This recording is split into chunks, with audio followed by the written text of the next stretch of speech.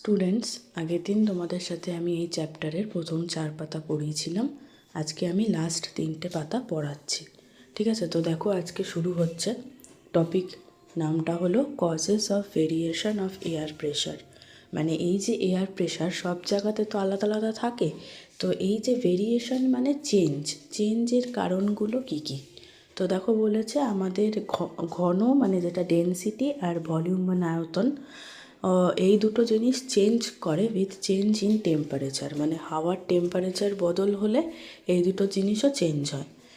Air molecules যেগুলো রয়েছে, মানে এয়ারের মধ্যে যে মলিকিউলগুলো আছে ওগুলো অ্যাক্টিভেটেড মানে এনার্জাইজড হয়ে যায়। ঠিক আছে, কিসের সাহায্যে? হিটের সাহায্যে। And start moving apart. আর হিট পেলে তারপর কি হবে? ছড়িয়ে যাবে হাওয়াটা তারপর আরও দূরে দূরে চলে যাবে এয়ারের মলিকিউলসগুলো। তাই জন্য গরম যে হাওয়াটা সেটা এক্সপ্যান্ড মানে ছড়ায়, লাইট হয়ে যায়, আর তারপর স্টার্ট করে উপরের দিকে মুভ করতে। এটার যে ঘন যেটা, it's density is also reduced. ঠিক আছে, কারণ কোনো কিছু যেটা বেশি ঠান্ডা হবে, জমা হবে, সেটার ডেনসিটি বেশি হবে, তাই তো, ঘন যেটা। আর যেটা যত গরম হবে তখন সেটা আরও পাতলা হয়ে যায়, তাই জন্য ডেনসিটিটা কমে যাচ্ছে। So the number of molecule in a specific volume of air তখন কমে যাচ্ছে।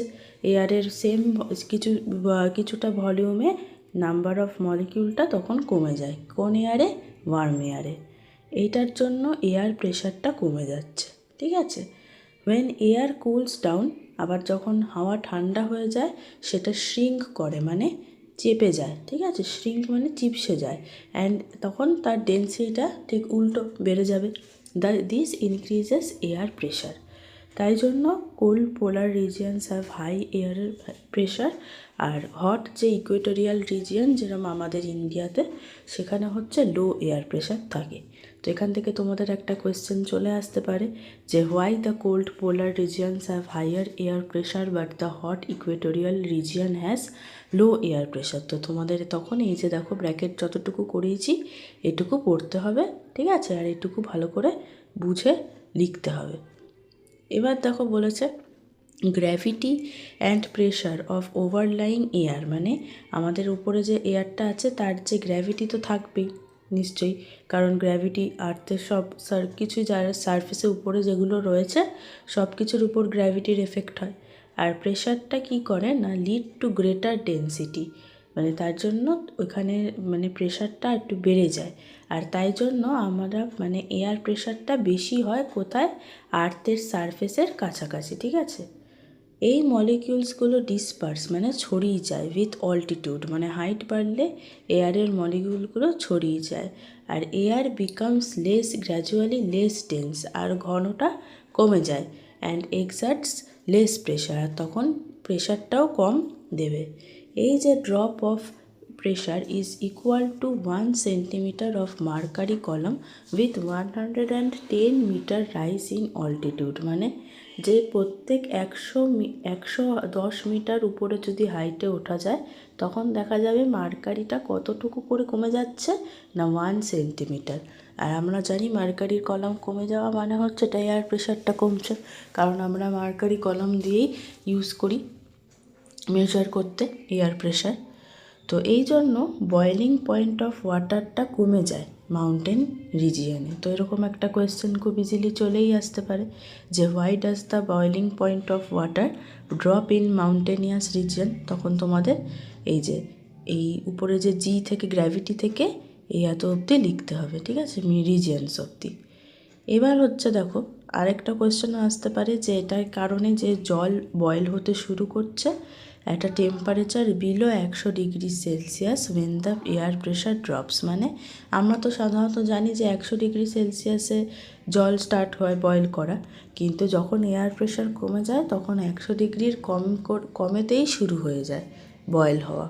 So it is difficult to boil pulses or anything of that matter. তাই জন্য ডাল সেদ্ধ বয়েল করা বা এরকম রিলেটেড অন্য কিছু বয়েল করা অনেকটা কঠিন হয়ে যায়। ঠিক আছে, তো তোমাদের এখান থেকেও একটা কোয়েশ্চেন চলে আসতে পারে যে why is it difficult to boil pulses or anything when air pressure drops and the temperature is below 100 degree Celsius. ঠিক আছে, তখন তোমরা এইটা লিখবে যে ওয়াটার স্টার্টস বয়েলিং থেকে এই ম্যাটার অবধি হলো। এবার দেখো বলেছে ময়েশ্চার লেডেন এয়ার মানে যে হাওয়াতে ময়েশ্চার বেশি রয়েছে, আর্দ্রতা বেশি রয়েছে, সেটা কিনা লাইট। এটাও খুব ইম্পর্টেন্ট যে শুকনো হাওয়ার থেকে এটা লাইট হয়, তাই জন্য ইট এক্সার্টস লেস প্রেশার, প্রেশারটা কম দেবে। যখন ওয়েদার থাকবে বৃষ্টি, স্টর্মি মানে খুব ঝড়, টার্বুলেন্ট মানে খুব বাজে ওয়েদার, হ্যাঁ, ঝড় বৃষ্টি এইসব, is actually a result of low air pressure. তার মানে লো এয়ার প্রেশার থেকে এগুলো হচ্ছে। That is generally by moisture laden air. Dry হেয়ারটা আবার হেভি হয় আর leads to formation of high pressure condition. তাহলে ড্রাই এয়ার থেকে আমাদের হাই প্রেশার এর যে সিচুয়েশানটা এটা তৈরি হয়।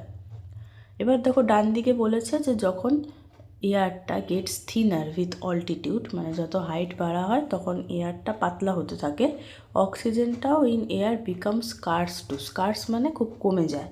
তাই জন্য মাউন্টেনিয়ার্সদের একটা করে না, মানে অক্সিজেন সিলিন্ডার্স নিয়ে যেতে হয় টু ব্রিথ ফ্রিলি, যাতে কিনা ভালোভাবে নিঃশ্বাস নিতে পারে যখন তারা অনেক উপরে অল্টিটিউডে ট্রাভেল করে।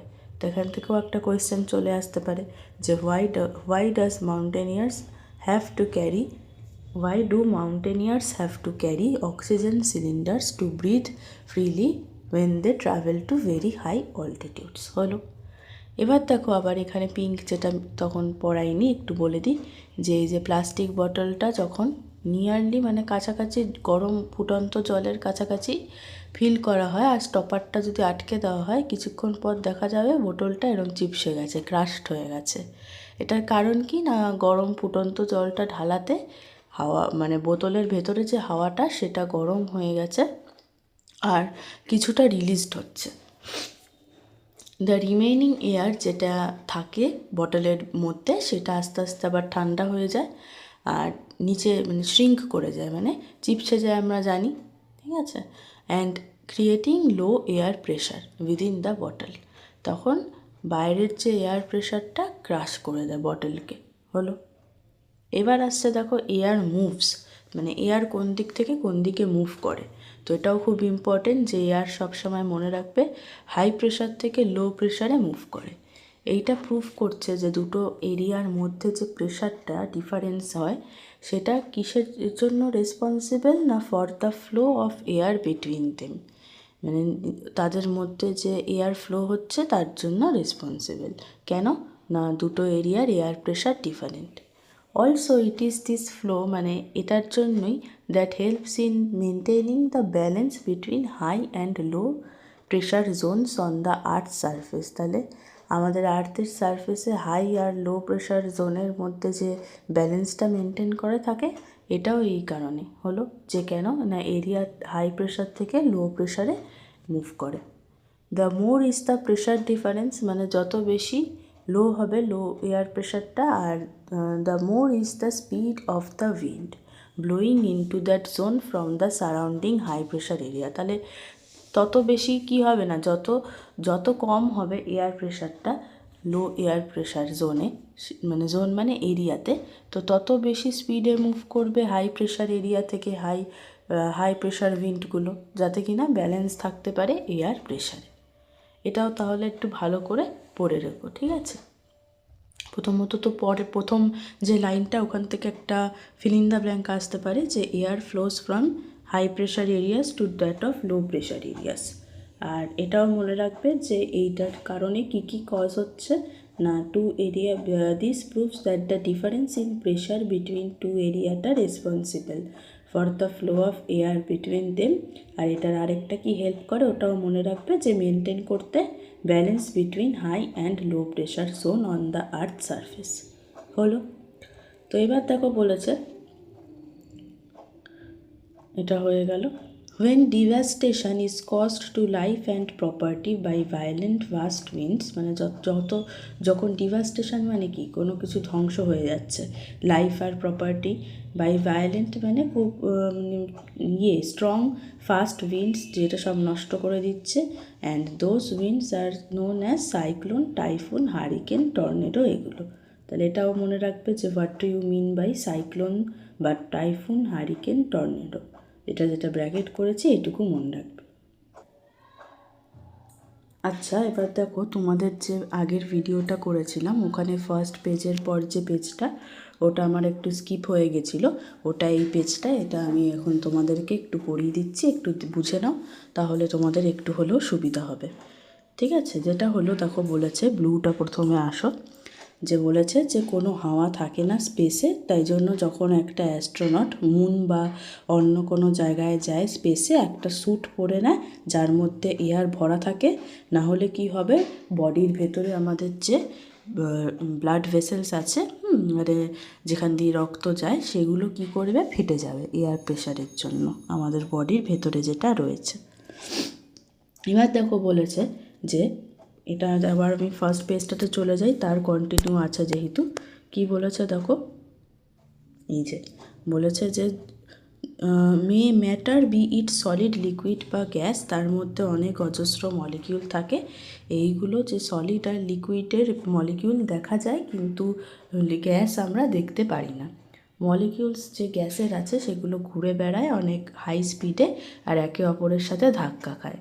যখন এই মলিকিউলসগুলো কোনো অবজেক্ট বা বস্তুর সাথে যখন হিট করে, মানে ধাক্কা খায়, তখন কি হয় না, তখন হচ্ছে ইটস ইম্প্যাক্ট, এই ধাক্কা লাগার ইম্প্যাক্টটা মানে প্রভাবটা, gives rise to the pressure exerted by air, এই ধাক্কা লাগার জন্য আমাদের এয়ারের প্রেশারের সৃষ্টি হয়।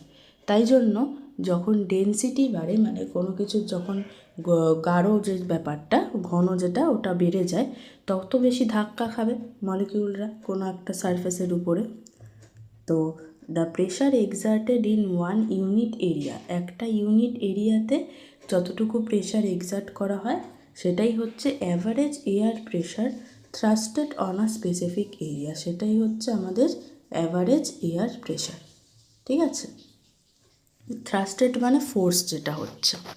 As the volume of gas decreases, যখন ভলিউম অফ গ্যাস মানে গ্যাসের যে যতটুকু আয়তন নিয়ে রয়েছে সেটা যখন কমে যাবে, তখন কি হবে না, তখন হচ্ছে দ্য ডিস্টেন্স বিটুইন মলিকিউলটাও কমে যাবে, কারণ কাছাকাছি হয়ে যাবে। তাই জন্য তখন ডেনসিটি মানে ঘন যেটা, সেটা বেড়ে যাবে।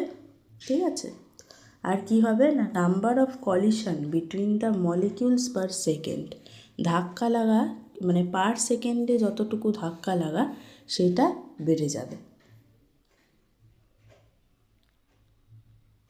তখন প্রেশারটাও বেড়ে যাবে। Das air pressure is very important element, যেটা আমাদের ওয়েদারকে কন্ট্রোল করে, আর খুব সিগনিফিকেন্ট মানে ইম্পর্টেন্ট পার্ট আমাদের ডেইলি লাইফে। হয়ে গেল তাহলে তোমাদের এই চ্যাপ্টারটা, আশা করি তোমরা সবাই বুঝতে পারলে। আমি দুটো পার্টে এই চ্যাপ্টারটা তোমাদের কমপ্লিট করালাম। তোমরা যদি বুঝে থাকো তাহলে একটু রিকোয়েস্ট, যে যারা আমার চ্যানেলে নতুন তারা প্লিজ একটু আমার চ্যানেলকে সাবস্ক্রাইব করে রেখো, কারণ হচ্ছে দেখো এই ভিডিওগুলো তোমাদের জন্যই করা। আমি চেষ্টা করি যতটা সম্ভব রোজ রোজ দেওয়ার, মাঝে সাঝে সেটা হয়ে ওঠে না, কিন্তু তাও আমি চেষ্টা করি। তো এই ভিডিওগুলো তোমাদের জন্যই যেহেতু করা, আজকে তোমরা যদি আমাকে সাপোর্ট না করো, আমার পাশে না থাকো, তাহলে কিন্তু আমি এরকমভাবে ভিডিও করে যাওয়ার মোটিভেশনটা পাবো না। আশা করি তোমরা সেটা বুঝতে পারবে আর আমার পাশে থাকবে।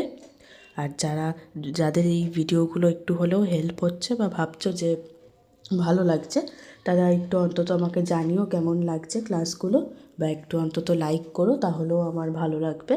আর তোমাদের বন্ধুদের সাথে শেয়ার করো। আমি নেক্সট তোমাদের যে জিওগ্রাফির আরও দুটো চ্যাপ্টার আছে, ওই দুটো চ্যাপ্টার করিয়ে দেবো, আর হিস্ট্রিরও একটা বাকি রয়েছে, সেটাও করিয়ে দেবো। ঠিক আছে, আর হচ্ছে যে তোমাদের প্লেলিস্ট করা রয়েছে, যাদের মনে হবে যে অন্যান্য চ্যাপ্টারগুলো একটু দেখা দরকার, তারা ওখান থেকে দেখতে পারো। তো আজকের মতন এতটুকুই রাখলাম, আবার নেক্সট ক্লাসে দেখা হবে।